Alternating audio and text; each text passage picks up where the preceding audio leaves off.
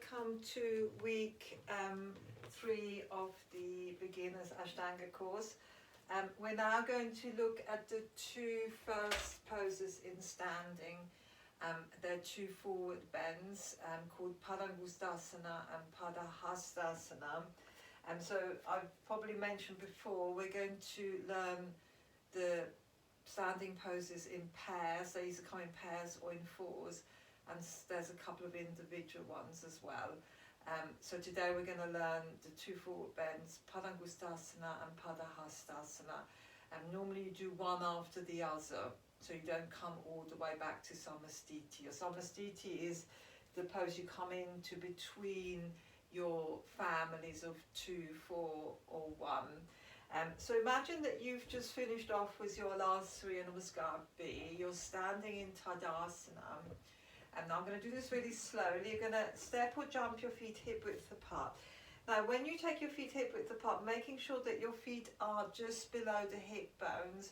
So it's not quite as wide as the actual hip. So if you find your hip bones, and then make sure that maybe the center of the heel is in line with the hip bones.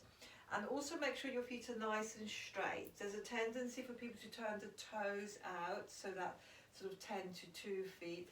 But I want you to make sure that your feet are nice and straight. If anything, ever so slightly turn the heels out. Turning the heels slightly out opens the sacrum. So not really turning them out. It's just an essence of the heels being slightly out, which for most of us means that we'll probably have our feet nice and straight. Now we're going to come into a forward bend. For a forward bend, it's really important to have a nice straight spine. So for most people, if the legs stay straight, you tend to round the spine, and the spine doesn't like that. In order to be able to bend with a straight spine, it's really important to bend the knees. So if you're more flexible, you might just soften the knees. If you're quite stiff or your hamstrings are quite tight, you can bend your knees quite a lot. So bringing the hands on the hips, bending those knees as much as you need to in order to fold forwards with a nice tall spine. And then using your index and middle fingers and looping around the insides of the big toes. Now from here, you're going to take an inhale and try and straighten the spine. And for some of you, you might be able to lengthen the legs a little bit more. And then as you exhale, fold forwards over your legs for Padangustasana. Now once you fold it forwards, make sure your knees are slightly bent if you need to. So again, a long spine is more important than straight legs. Over time you can straighten the legs more. Shift your weight slightly towards the front of your feet, so that your weight is sort of towards the middle of the feet rather than into the heels. And then see if you can draw the shoulders away from the ears, elbows out to the sides, and let the head hang. Stay here for 5 deep breaths. You're trying to bring the rib cage really close towards the knee, so every time you can, every so often lift the rib cage and bring it a little bit closer towards the knees, and that gives you a nice length into the lower back. Keep the breath steady. 4. Keep squeezing the shoulders away from the ears. 5. Inhale, look forwards, and again see if you can get that long spine and maybe straighten the legs a little bit more. And now you're going to bring your hands underneath your feet for Padahastasana, so that the toes come to touch the wrists or nearly so. Take another inhale to extend, and as you exhale, soften the knees, fold forward. Again, see if you can keep the knees slightly soft, only if you're really flexible, straightening the legs, making sure that you have a nice long spine. Shift your weight slightly forwards, and then see if you can clip the shoulders away from the ears, let the head hang, keep the breath steady, try and reach the sit bones up to the ceiling. 3, 4, 5.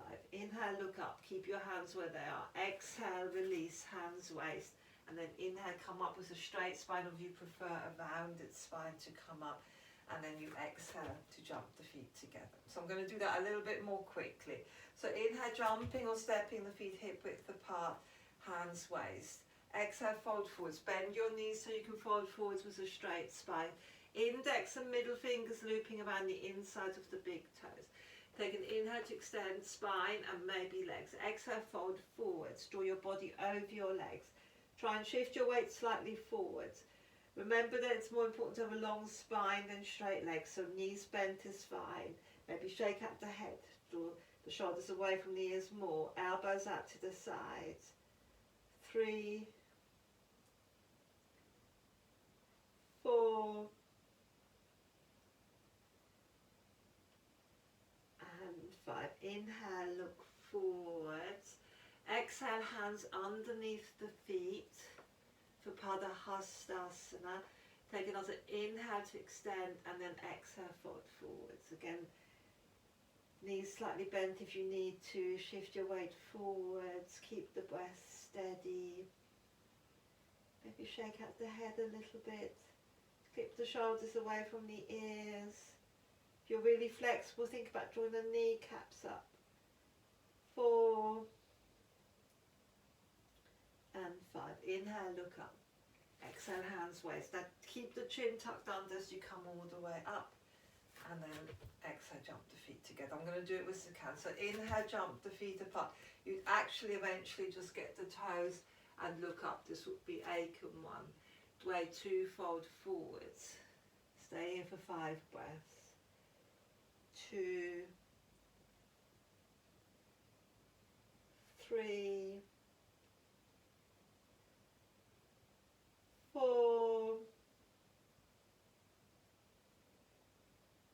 5. Trini, inhale, look forwards.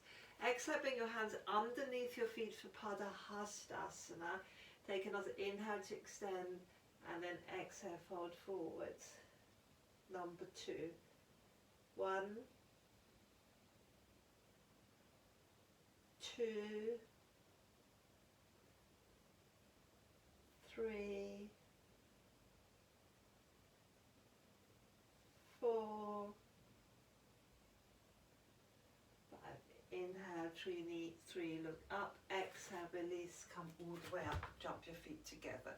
So eventually you'll come in and out of the pose more quickly, but it's fine initially to take extra breaths to make sure that you come with good alignment into the pose. So these are your 2 first standing poses, Padangustasana and Padahastasana.